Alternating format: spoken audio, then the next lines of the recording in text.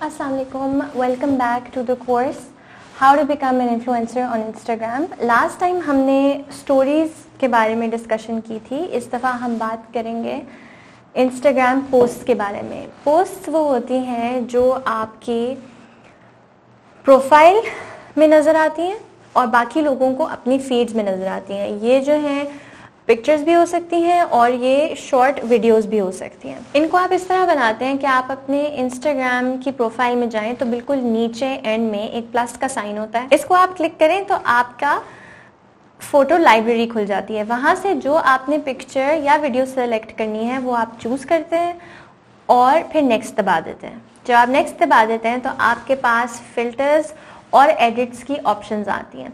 Filters में आपके पास हर तरह के डिफरेंट एडिट्स आते हैं जिनको आप सिलेक्ट करते हैं तो एक कलर सा एक लुक अप्लाई हो जाती है आपकी फ़ोटोज़ और वीडियोस के ऊपर. अगर आपको इंस्टाग्राम में से कुछ पसंद आता है तो अच्छी बात है. और एडिट में आपके पास बहुत सारी ऑप्शंस होती हैं कि आप उसकी ब्राइटनेस, उसकी contrast, saturation, colours, shadows, highlights सब एडिट इसके अंदर कर सकते हैं. ज़रूरी नहीं है कि आप अपनी पिक्चर्स की एडिटिंग इंस्टाग्राम की ऐप के अंदर ही करें. जैसे फॉर एग्जांपल मैं अपनी पिक्चर्स की एडिटिंग या तो कंप्यूटर के ऊपर एडोब लाइटरूम पे करती हूँ या फिर फ़ोन में लाइटरूम की ऐप पे एडिट करती हूँ या स्नैपसीड की ऐप में एडिट करती हूँ.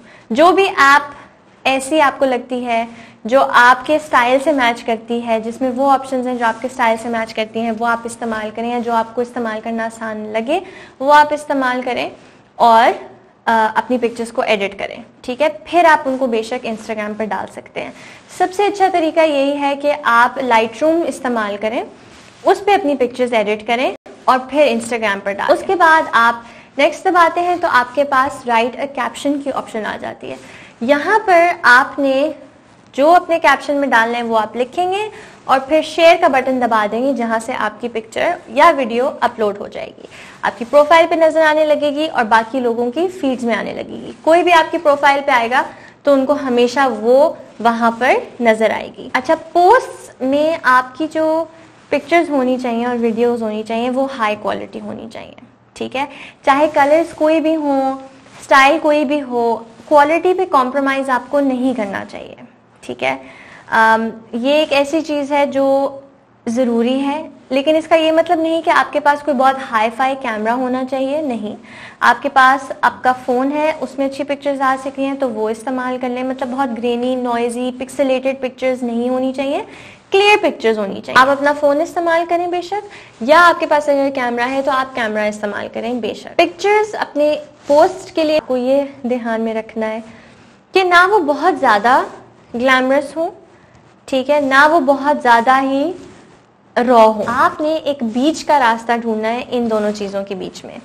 पहले लोग बहुत ज़्यादा इंस्टाग्राम पर ग्लैमरस पिक्चर्स खींचते थे, लेकिन वो ज़रूरी नहीं है और उसकी वजह ये है कि वो फिर रिलेटेबल नहीं रहता. वो बहुत मेड अप यानी बहुत बना हुआ और फेक लगता है. ठीक है, रियल नहीं लगता. आपने अच्छी साफ तस्वीर लेनी है. ठीक है, ये ज़रूरी है. बहुत ग्लैमरस ना हो, साफ सुथरी क्लियर तस्वीर लेनी है जो कि क्रिएटिव भी हो सकती है, जैसे मर्जी उसका स्टाइल हो सकता है. साफ सुथरी होनी चाहिए और रियल होनी चाहिए. ठीक है, ताकि लोग उससे रिलेट कर सकें. फिर आपके जो कैप्शंस होते हैं वो बहुत बहुत ज़रूरी हैं और उसकी वजह यह है कि जो कैप्शंस हैं ना वो आपके अल्फाज हैं, वो आपकी आवाज़ है. तो उसमें आपका जो एक्सप्रेशन है, आपकी जो टोन है, आपके बात करने का जो अंदाज़ है वो बहुत ज़्यादा मैटर करता है, क्योंकि उससे ही आपको लोग पहचानते हैं कि ये आप बात कर रहे हैं, ये आपकी आवाज़ है, ये आपकी पहचान है. इनको भी रिलेटेबल रखना बहुत ज़रूरी है. जो आपके दिल में है, जो आपके दिमाग में है, जो आप सोच रहे हैं, जो आप समझते हैं, वो इसके अंदर डालें. पहले ज़माने में लोग इतने लंबे कैप्शंस नहीं लिखते थे, लेकिन फोहर की एक रिपोर्ट के मुताबिक 2016 से लेकर अब 2020 तक कैप्शंस की जो लेंथ है वो बढ़ती चली जा रही है. माइक्रो ब्लॉग्स का कॉन्सेप्ट आ गया है. ठीक है, यानी लंबी लंबी कैप्शंस लिखने का. अब जो है लॉन्ग कैप्शंस अप्रिशिएट होते हैं, लोग उनको पढ़ते हैं. एक अच्छा लंबा कैप्शन लिखने का तरीका ये है कि आप उसके शुरू के हिस्से में कॉन्टेक्स्ट दें, यानी जिस चीज़ के बारे में आप बात कर रहे हैं उसका आइडिया दें, उस बात को एक्सप्लेन करें। सेकेंड पार्ट में आप उसमें अपनी स्टोरी, अपनी बात बताएं कि आपका इस चीज़ के बारे में क्या ख्याल है, या आप इस चीज़ को अपनी ज़िंदगी में कैसे अप्लाई करते हैं नहीं करते हैं, जो भी जिस चीज़ के बारे में बात हो रही है। और फिर एंड में आप लोगों से पूछें कि उनका क्या ख्याल है और वो कैसे करते हैं। ठीक है, एक एग्जाम्पल मैं आपको देती हूँ अपनी प्रोफाइल से। कुछ दिनों पहले ही मैंने ये डाली थी। इस कैप्शन में मैंने लिखा है पहले हिस्से में कि 2020 सब के लिए कितना मुश्किल साल था और क्या क्या लोगों ने देखा और लोगों ने इसमें एक्सपीरियंस किया। सेकेंड पार्ट में मैंने अपने बारे में बात की कि मैंने इस साल में क्या सीखा और मेरा सबसे अच्छा टाइम इस मुश्किल साल में अच्छा टाइम किस तरह गुजरा, कौन कौन सी चीज़ें अच्छी थी। आखिर में मैंने लोगों से पूछा आप बताएं कि आपने इस साल में क्या सीखा और कौन सी अच्छी चीज़ें आपके साथ इस साल में हुई। ठीक है, तो ये एक एग्जाम्पल है ऐसे कैप्शन का जो कि लंबा है, जो कि इंगेजिंग है, जो कि रिलेटेबल है और जो कि रेलेवेंट है किसी ऐसी चीज़ के बारे में जो कि रेलेवेंट है, मतलब आजकल में हो रही है, जो कि एक ऐसी खुसूसन ऐसी बात है जिसमें लोग आजकल दिलचस्पी रख रहे हैं। दूसरा, उसमें फिर मैंने अपने बारे में बात की और तीसरा फिर मैंने लोगों से पूछा। ठीक है, तो ये एक एग्जाम्पल ऐसी पोस्ट की है। आपकी टोन ऑफ वॉइस यानी आपकी बात करने का तरीका बहुत मैटर करता है, क्योंकि आप अपनी पोस्ट को इस तरह समझें कि जब भी कोई नया इंसान आता है आपसे मिलने असल में, तो आप हमेशा एक फ्रेंडली और एक वेलकमिंग टोन इस्तेमाल करते हैं। यही पसंद किया जाता है, तो इसमें भी यही पसंद किया जाता है। पोस्ट में अगर कोई नया इंसान आपकी प्रोफाइल पे आ रहा है तो वो आपकी पोस्ट हमेशा देखेगा, वो पोस्ट देखेगा और वो नीचे आपके कैप्शंस पढ़ेगा, और जो कैप्शंस पढ़ेगा तो उसमें से उनको ऐसा लगना चाहिए कि अगले बंदे की आवाज़ एक फ्रेंडली है और एक वेलकमिंग आवाज़ है। ठीक है, इसमें आपको इस चीज़ का ख्याल रखना है। ऐसा भी होता है लाइफ में कि आप लोगों से मिलते हैं और आप उनसे बातचीत करते हैं, लेकिन आप उनको इतना जानते नहीं हैं, तो आप हमेशा एक फ्रेंडली और वेलकमिंग टोन ही इस्तेमाल करेंगे, राइट। लेकिन बहुत सारे लोगों को आप बहुत अच्छी तरह जानते हैं, तो आप ज़रूरी नहीं समझते कि हर वक्त आपकी टोन फ्रेंडली हो, और उससे फ़र्क भी नहीं पड़ता। आप उनसे तमाम बातें करते हैं और आप एक बहुत नेचुरल तरीके से बात करते हैं और आपको उसमें इतनी एफर्ट नहीं डालनी चाहिए। वो आपकी स्टोरीज में है कि आपको इतनी एफर्ट नहीं डालनी पड़ती। आप लोगों से ऐसे बात करते हैं जैसे आप उन्हें बहुत ज़्यादा जानते हैं और वो आपको भी बहुत ज़्यादा जानते हैं। उसमें ज़रा ज़्यादा कम्प्लीटली रियल, ऑनेस्ट और ऑथेंटिक होना चाहिए, जैसे मैंने आपको पहले बताया पिछले एपिसोड में। इसमें मैं आपको कह रही हूँ कि पोस्ट में आपको थोड़ा सा ऐसे ख्याल रखना है जैसे आप लोगों को इतना नहीं जानते और वो भी आपको उतना नहीं जानते, तो एक फ्रेंडलीनेस के दायरे में रह के आपने बात करनी है। कैप्शंस में वैल्यू होनी चाहिए, यानी जब कोई आके आपके कैप्शंस पढ़े तो या आप उनसे कुछ सीख के जाए, या आप उनको कुछ एंटरटेन कर रहे हो, या वो कोई स्टोरी हो, कोई फीलिंग कुछ इवोक हो, कोई फीलिंग इवोक हो, कोई मोमेंट आप उनके साथ शेयर करें, कोई नॉलेज शेयर करें, कोई रियलाइजेशन शेयर कर रहे हो, कि उनका वक्त ज़ाया ना हो। मैं जब भी पोस्ट करती हूँ मेरे दिमाग में एक चीज़ होती है कि मेरी पिक्चर या पोस्ट से किसी का वक्त तो ज़ाया नहीं हो रहा। मतलब बेशक वो सिर्फ इतनी सी ही चीज़ क्यों ना हो कि जब वो मेरी पोस्ट छोड़ कर जाएं, पढ़ के जाएं, तो उनके मुंह पे एक छोटी सी मुस्कुराहट ही क्यों ना आ जाए। उसके बाद अब बात यह है कि आपको कितना रेगुलरली पोस्ट करना चाहिए। हर रोज़ आपको दिन में एक दफ़ा ज़रूर पोस्ट करना चाहिए, ताकि लोगों की फीड पे जब वो इंस्टाग्राम पे आएँ तो आप रोज़ आ रहे हों।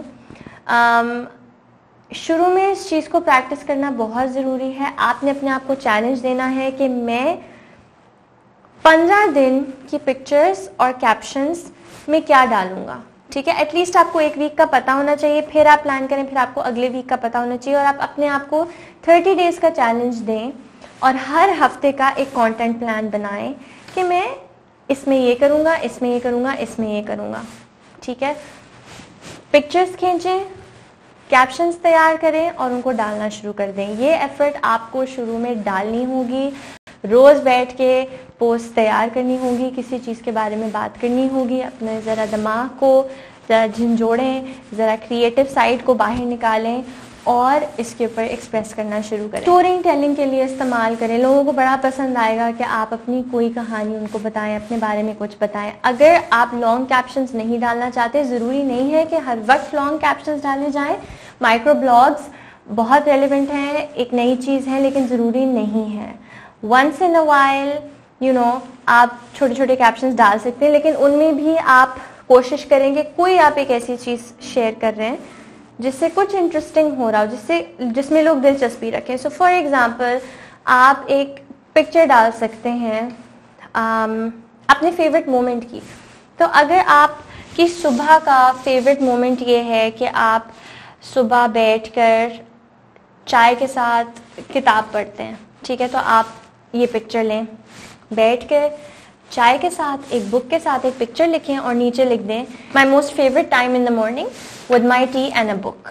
इससे क्या होगा कि एक आपने छोटी सी मोमेंट शेयर की है जिससे लोगों को आपके बारे में थोड़ा सा और पता भी चला है, ठीक है, और एक वार्म सी फीलिंग भी एसोसिएटेड है। लोगों को अपनी भी शायद फेवरेट मोमेंट्स का ख्याल इससे आए कि सुबह में मेरा फेवरेट मोमेंट क्या होता है। आप लोगों से पूछ भी सकते हैं, आप बताएं कि सुबह आप किस चीज़ को एंजॉय करते हैं, और फिर नीचे कमेंट्स में लोग आपको ये बताएंगे, राइट। तो इसमें कोई बहुत लंबे कैप्शन की ज़रूरत नहीं थी, लेकिन एक रेलेवेंट पिक्चर, एक कैप्शन जिससे लोगों को ज़रा आपके बारे में पता चला और आपने भी लोगों से उनके बारे में पूछा, तो ये एक इंटरेस्टिंग तरीका है पोस्ट बनाने। पोस्ट में एक ऑप्शन ये भी होता है कि आप एक से ज़्यादा पिक्चर्स और वीडियो डाल सकते हैं, 10 तक डाल सकते हैं। इसको कैरोसेल पोस्ट कहते हैं। तो एक ही पोस्ट में ना वो एक एल्बम की तरह बन जाती है। कैरोसेल पोस्ट की एग्जांपल ये है कि आप कोई एक दिन का आपने मोमेंट इसमें भी शेयर कर दिया।